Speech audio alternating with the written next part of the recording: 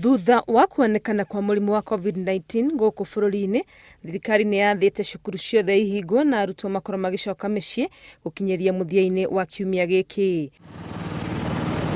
Taũni-inĩ ya Kĩrũgũya kaunti-inĩ ya Kĩrĩnyaga, kumwe gwa kũrĩa tũcerete rĩrĩa arutwo maracoka mĩciĩ-inĩ, ũhoro wa kũiga ũtheru ndwoetwo na itherũ.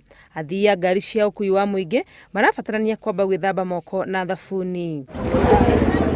Imekuwa vizuri tuchukue tahadhari kulingana na vile serikali imetangaza ili tukaweze kujikinga na hili njanga ambalo limetokezea katika siku hizi. Andu wothe magithia andu wothe mako magithamba moko na matagatio mata ovyo sababu tongito jikinge ilo mũrimũ ũcio gatwingire.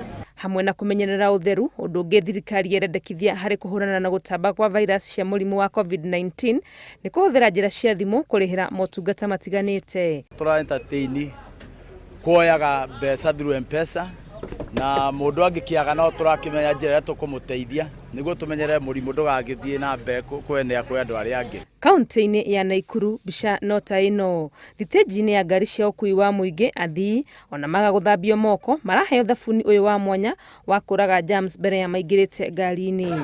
Before tuingie kwa gari wamesema kwanza watafanya kitu inaitwa sanitation.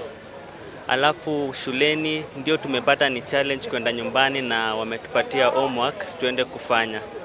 Ndio siku ambayo government itaamua turudi shuleni tutakuwa tumemaliza homework.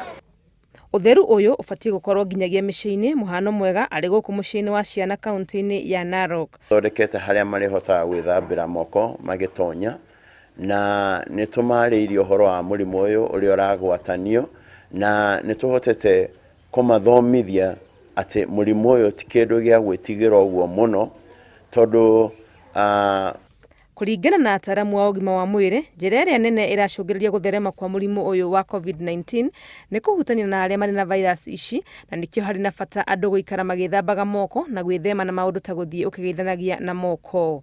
Ngĩribotera Inooro TV, rĩtwa rĩakwa nĩ Wangui wa Mwangi.